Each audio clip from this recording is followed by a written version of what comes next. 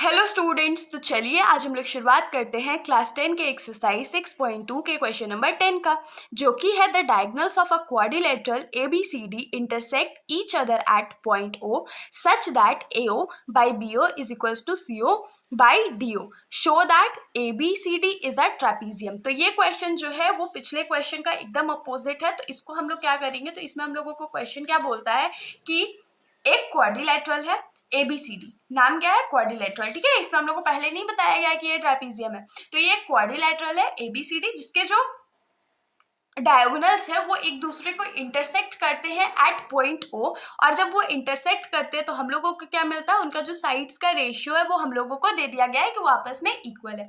और हम लोगों को ये प्रूव करके शो करना है कि ABCD जो है वो एक ट्रेपीजियम है। तो देखिए, हाँ चलिए हम लोग इसका शुरुआत करते हैं, क्योंकि पिछले बार हमने BPT का यूज किया था, तो इस बार हम लोगों को अपोजिट प्रूव करना है। तो हम लोग इस बार कन्वर्स ऑफ BPT का यूज करेंगे। तो सबसे पहले हम लोग फिगर से शुरुआत करेंगे। तो हम लोग यहाँ पर एक ट्रेपीजियम, क्योंकि ट्रेपीजियम ही प्रूव करना था तो ट्रेपीजियम ही ड्रॉ कर लेते हैं।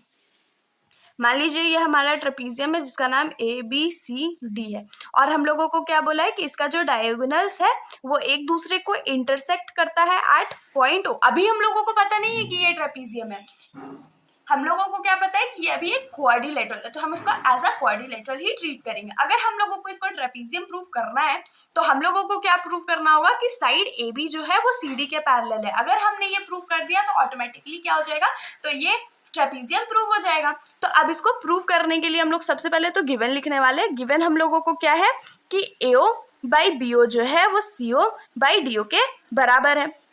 और हम लोगों को प्रूफ क्या करना है कि टू प्रूफ है हम लोग का कि ABCD इज अ ट्रेपीजियम। और अगर ABCD ट्रेपीजियम है तो उसके लिए हम लोगों को क्या प्रूव करना पड़ेगा कि AB जो है वो CD के पैरेलल है। होप से इतना आप लोगों को समझ में आया होगा। अब हम लोग यहाँ पर क्या लिखेंगे, टू कंस्ट्रक्ट, क्योंकि कंस्ट्रक्शन करना बहुत जरूरी है। तो जो हम लोग कंस्ट्रक्ट कर रहे हैं वो हम लोग लिखेंगे। तो सबसे पहले हम लोग कंस्ट्रक्ट क्या करेंगे, हम लोग पॉइंट O से एक लाइन ड्रॉ करेंगे OE, जो कि AD को इंटरसेक्ट कर रहा है एट E, और OE जो है वो AB के पैरेलल है, और फिर OE जो है वो CD के पैरेलल है। तो हम लोग क्या लिखेंगे कि from point O draw a line EO such that EO intersects AD at E। AD को वो इंटरसेक्ट कर रहा है E पे, एंड और हम लोग क्या जानते हैं कि OE जो है वो किसके पैरेलल है, AB के पैरेलल है, एंड OE जो है वो किसके पैरेलल है, तो CD के भी पैरेलल है। इतना हमने ड्रॉ कर लिया। अब देखिए, अब हम लोग इसको प्रूफ कैसे करेंगे। तो प्रूफ करने के लिए सबसे पहले हम लोग क्या करते हैं, तो ट्रायंगल DAB को देखिए। ट्रायंगल DAB में EO जो है वो AB के पैरेलल है। अगर वो AB के पैरेलल है तो हम लोग क्या लिख सकते हैं कि DE बाई AE जो होगा वो DO बाई OB के बराबर होगा। क्यों बराबर होगा, तो अब BPT से हम लोग लिख सकते हैं ना कि अगर कोई एक ऐसा लाइन है जो किसी ट्रायंगल के दो साइड्स को इंटरसेक्ट कर रहा है और थर्ड साइड के पैरेलल है, तो ऑटोमेटिकली जो दोनों साइड्स को इंटरसेक्ट कर रहा है उसको इक्वल रेशियो में डिवाइड करता है। तो यहाँ पर से हम लोग एक वैल्यू निकाल सकते हैं, रेशियो इक्वल निकाल सकते हैं। तो चलिए हम लोग लिखते हैं। तो यहाँ पर प्रूफ में हम लोग क्या लिखेंगे कि in triangle DAB, triangle DAB में क्या है, EO जो है वो AB के पैरेलल है, और AB के अगर पैरेलल होता है by basic proportionality theorem, basic proportionality theorem से हम लोग क्या लिख सकते हैं कि DE बाई AE जो होगा वो किसके बराबर होगा, तो DO बाई BO के बराबर होगा। और इसको हम लोग अज्यूम कर लेते हैं इक्वेशन नंबर 1। अब देखिए हम लोग गिवन वैल्यू पे आते हैं। हम लोगों को गिवन क्या था, गिवन था हम लोगों को कि AO बाई BO जो है वो CO बाई DO के बराबर है। ये हम लोगों को गिवन था। तो अब देखिए, अब हम लोग थोड़ा सा यहाँ पर अपना कॉन्सेप्ट यूज करेंगे। क्या कॉन्सेप्ट यूज करेंगे, तो हमने पिछले क्वेश्चन में भी देखा था कि हम लोगों को अगर कोई क्वेश्चन सॉल्व करना रहता है और वहां पर अगर इक्वल टू में रेशियोज गिवन है तो हम लोग उसको क्रॉस मल्टीप्लाई कर सकते हैं। तो यहाँ से हम लोग क्या लिख सकते हैं कि AO बाई CO जो है वो BO बाई DO के बराबर हो जाएगा। BO को हमने यहाँ भेज दिया और CO को हम लोग इधर ले आए। इतना होप्स आप लोगों को समझ में आया होगा। अब क्योंकि हम लोगों को इसको जो है इसके RHS के बराबर इक्वल करना है, इसलिए हम लोग क्या करते हैं, इसको रेसिप्रोकल करते हैं।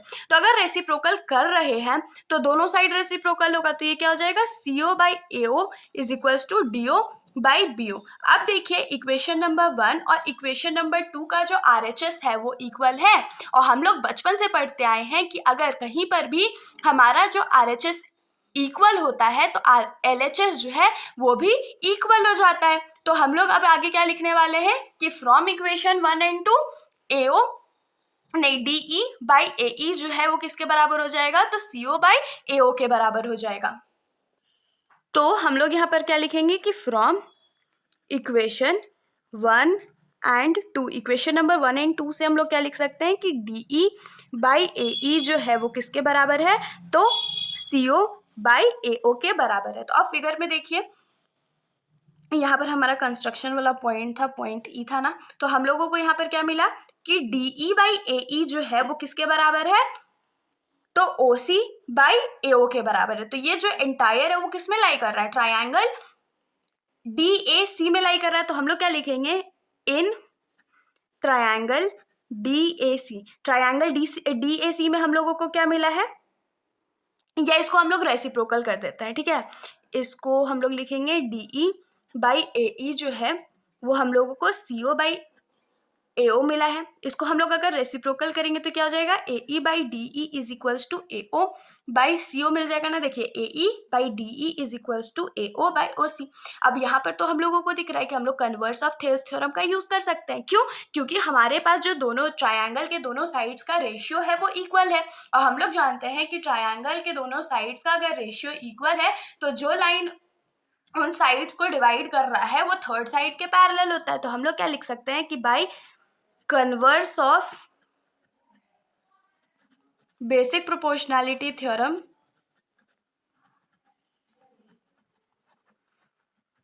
Converse of basic proportionality theorem से हम लोग क्या लिख सकते हैं कि EO जो होगा वो CD के पैरेलल होगा।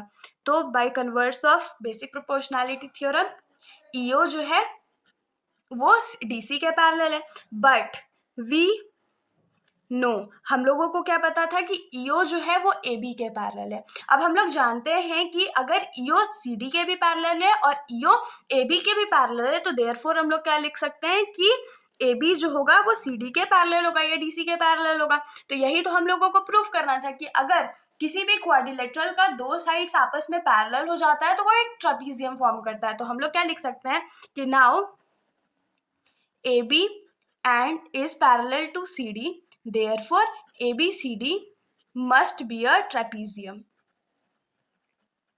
हमने ये प्रूफ कर दिया। बहुत सिंपल था ना, बहुत सिंपल तो नहीं था लेकिन हम लोगों को ये करना पड़ा, तो ये क्या हो जाएगा, हेंस प्रूफ। तो इसके साथ हमारा ये जो सॉल्यूशन है यहीं पर ख़त्म होता है। अगर आप लोगों को कोई भी डाउट हो तो आप लोग कमेंट सेक्शन में पूछ सकते हो, वरना अगर आप लोगों को वीडियो अच्छी लगी तो वीडियो को लाइक करिएगा और मेरे चैनल को बिना सब्सक्राइब करे कहीं मत जाइएगा। Thank you.